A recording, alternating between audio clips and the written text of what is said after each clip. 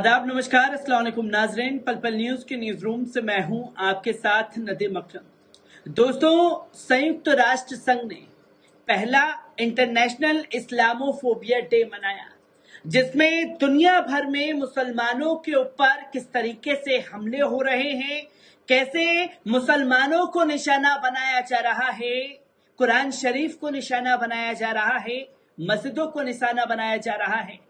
इन तमाम चीजों पर दुनिया भर के मुसलमानों को लेकर के बात की गई है और किस किस तरीके से मुसलमानों के खिलाफ एक खासी रणनीति बनाई गई है, उसकी चर्चा की गई है। जहां संयुक्त राष्ट्र संघ में ये पिछले साल ऐलान किया गया था कि हर साल अब इंटरनेशनल इस्लामोफोबिया डे मनाया जाएगा, जिसकी मंजूरी दी गई थी और 15 मार्च को उस तारीख का ऐलान किया गया था। 15 मार्च 2019 वही तारीख जब एक इस्लाम से नफरत करने वाले शख्स ने न्यूजीलैंड में मस्जिद पर हमला कर दिया था, जिसमें 60 से ज्यादा नमाजी को शहीद कर दिया गया था। उस दिन को चुना गया जहां आज पहला इंटरनेशनल इस्लामोफोबिया डे मनाया गया। किस तरीके से तमाम बातें दुनिया भर के मुसलमानों को लेकर के कही गई हैं, एक बार इस रिपोर्ट पर नजर डालते हैं। दोस्तों, संयुक्त राष्ट्र संघ ने एक खास प्रोग्राम के साथ इस्लामोफोबिया का मुकाबला करने के लिए पहला अंतर्राष्ट्रीय दिवस मनाया, जहां वक्ताओं ने मुसलमानों के खिलाफ बढ़ती नफरत, भेदभाव और हिंसा के खिलाफ ठोस कार्रवाई की आवश्यकता पर जोर दिया। इस्लामोफोबिया के खिलाफ विश्व दिवस के मौके पर संयुक्त राष्ट्र महासभा में एक उच्च स्तरीय प्रोग्राम आयोजित किया गया। इस मौके पर बोलते हुए संयुक्त राष्ट्र में अमेरिकी राजदूत लिंडा थॉमस ने दुनिया भर में मुस्लिम समुदाय के खिलाफ नफरत के विनाशकारी परिणामों पर प्रकाश डाला और उनके खिलाफ पूर्वग्रह और हिंसा से निपटने के लिए वैश्विक प्रयासों में वृद्धि की बात कही। लिंडा थॉमस ने लगभग 4 साल पहले न्यूजीलैंड में 2 मस्जिदों और एक चर्च में एक बंदूकधारी के जरिए किए गए हमले को याद किया, जिसमें उसने नमाजियों पर अंधाधुंध गोलीबारी करके 60 से ज्यादा मुसलमानों को शहीद कर दिया था और 40 से ज्यादा लोगों को जख्मी किया था। उन्होंने कहा कि यह भयावह घटना पूरे मुस्लिम समुदाय के खिलाफ हमला है और इस्लामोफोबिया के खतरनाक नतीजों पर प्रतिबंध है। उन्होंने साफ तौर पर कहा कि इस घटना के 3 साल बाद संयुक्त राष्ट्र ने 15 मार्च को इस्लामोफोबिया के खिलाफ अंतर्राष्ट्रीय दिवस घोषित किया।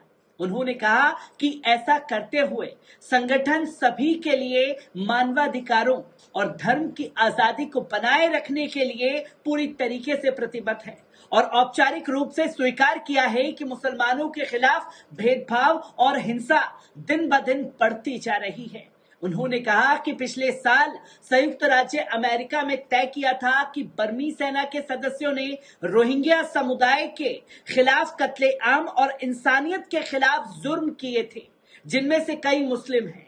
हमने ये भी तय किया कि चीनी सरकार ने शिनजियांग में मुख्य रूप से मुस्लिम, उइगरों और अन्य जातियों और धार्मिक अल्पसंख्यकों समूह के खिलाफ कत्लेआम और अपराध किए थे।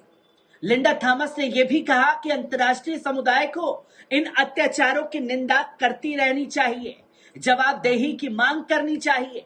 साथ ही हमें पीपुल्स रिपब्लिकन ऑफ चाइना या पीआरसी में अनुचित रूप से कैद सभी लोगों की रिहाई और पुनर्मिलन की मांग रखनी चाहिए।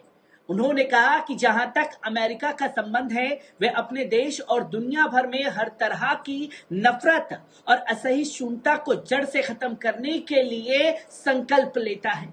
इस संदर्भ में पिछले सितंबर में राष्ट्रपति बिडेन ने कट्टरता और नस्लवाद के खिलाफ लड़ने वाले अमेरिकियों की सराहना करने के लिए यूनाइटेड वी स्टैंड नामक एक शिखर सम्मेलन की मेजबानी की और हमने मुसलमानों के खिलाफ नफरत व धार्मिक कट्टरता से निपटने के लिए एक अंतर एजेंसी समूह की स्थापना की।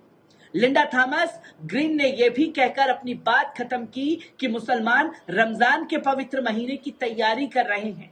हमें कट्टरता और हिंसा को रोकने के लिए अपने प्रयासों को और तेज करना चाहिए।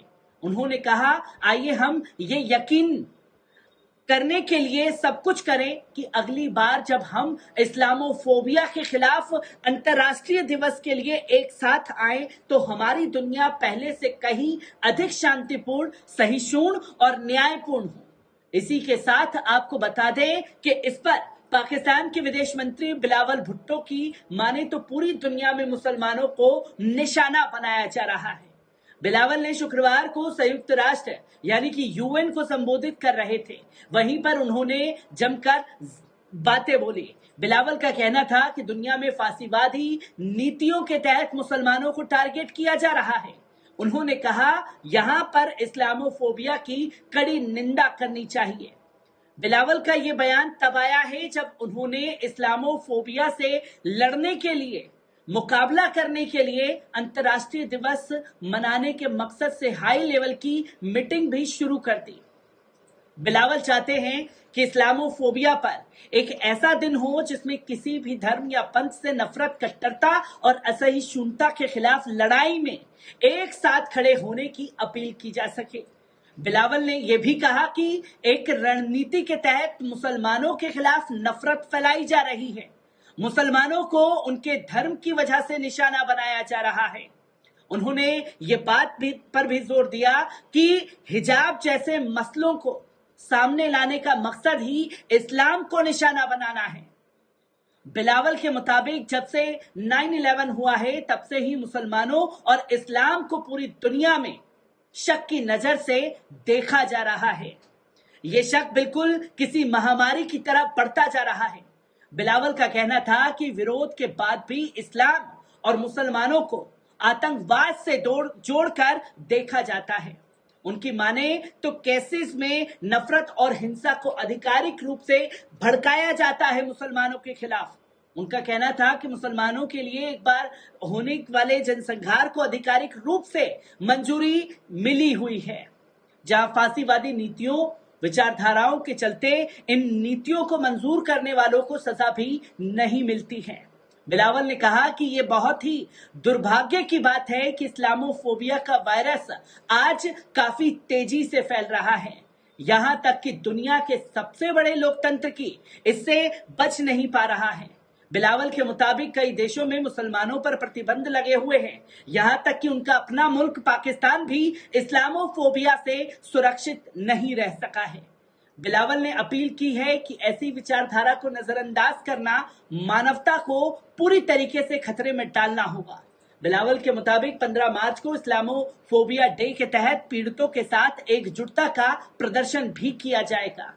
पिछले साल 193 सदस्यों वाले यूएन ने 15 मार्च को इस्लामोफोबिया का मुकाबला करने के लिए अंतर्राष्ट्रीय दिवस के रूप में इसे घोषित किया था और 76,254 वोट्स के साथ अपनाया भी था, जिसकी तस्वीरें लोगों के सामने हैं और किस तरीके से मुसलमानों के ऊपर हमले हो रहे हैं दुनिया भर में, इसकी भी तस्वीरें दुनिया के सामने हैं। हर एक तस्वीर से आपको रूबरू कराता रहूंगा। दीजिए इजाजत, शुक्रिया।